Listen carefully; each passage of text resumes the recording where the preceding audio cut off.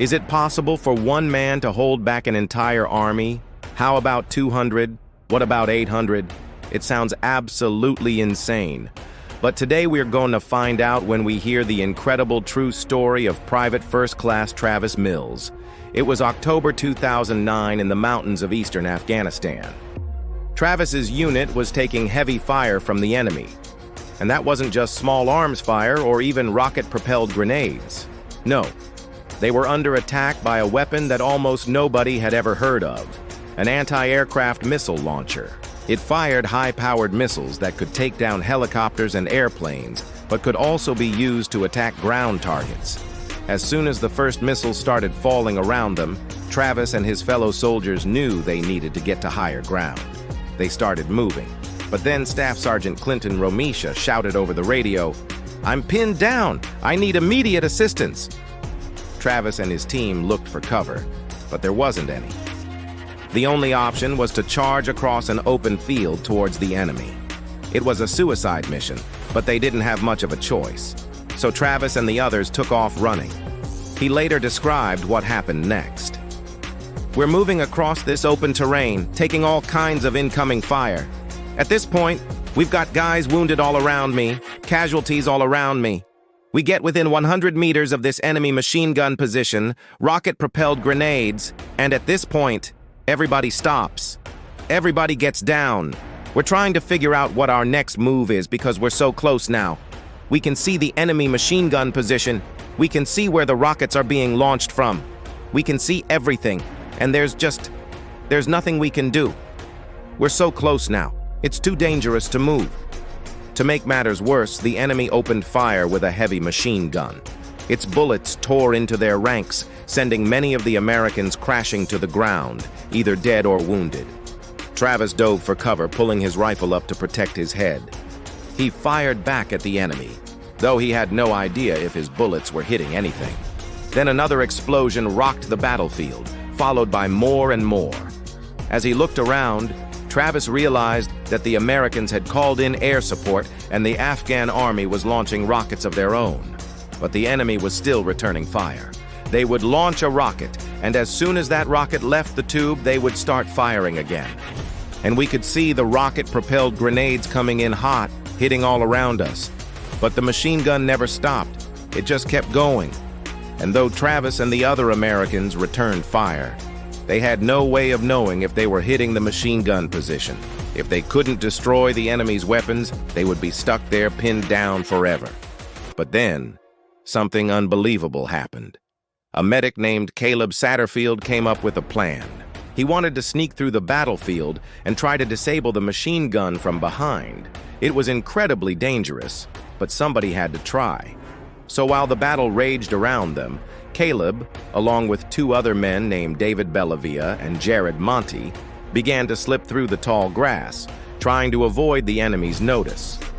All the while, Travis and the others continued firing into the enemy position, drawing attention away from Caleb and his team. Finally, after what felt like an eternity, Caleb reached the machine gun. He rolled over the weapon and its ammunition, destroying both. Almost immediately, the bullets stopped. The Americans were safe, but their problems weren't over yet, not by a long shot. You see, Travis and the others hadn't been pinned down in just one spot. There were actually 3 separate locations where American soldiers were taking heavy fire.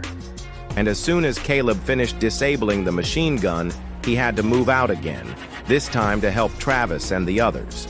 But it was during this third battle that Travis ran out of ammo. That was when he noticed one of his brothers in arms go down.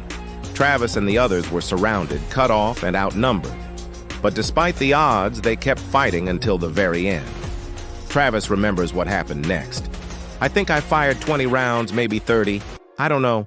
And then my M240, my machine gun, I heard the click of an empty chamber, and right after that, I got my first kill of the fight.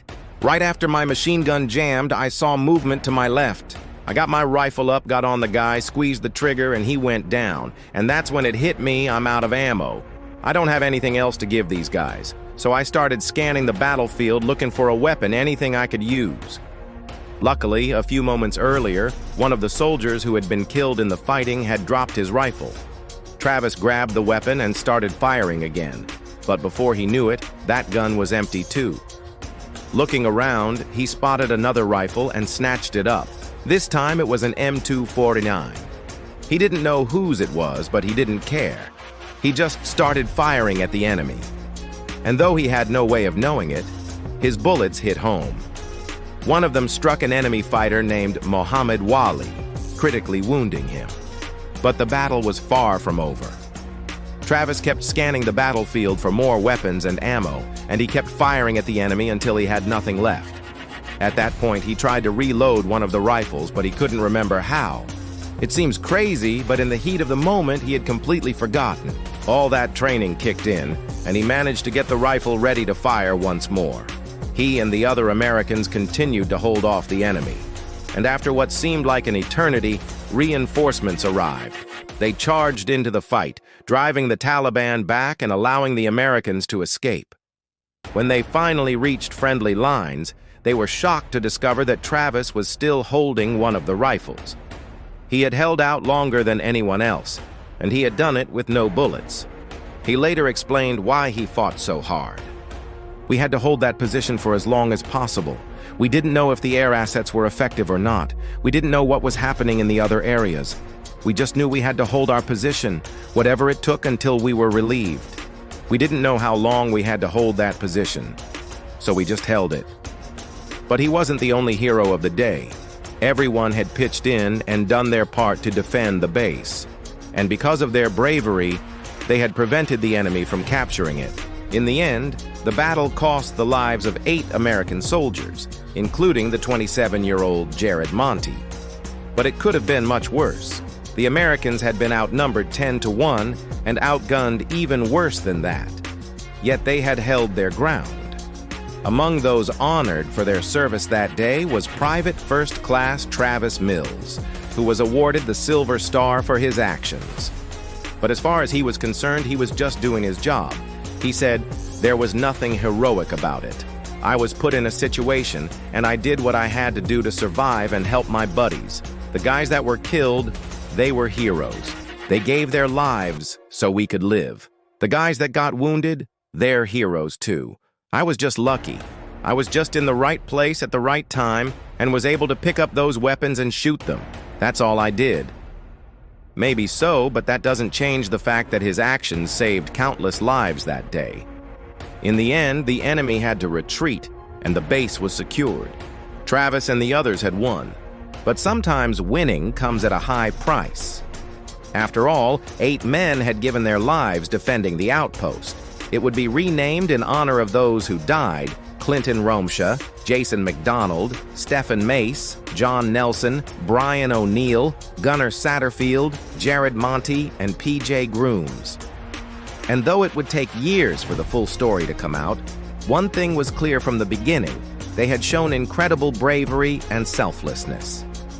They had been willing to give their lives to defend their post and protect their fellow soldiers. That was the true meaning of heroism. Do you agree? Do you think that Travis and the other soldiers deserve to be remembered as heroes? Let us know your thoughts in the comments below.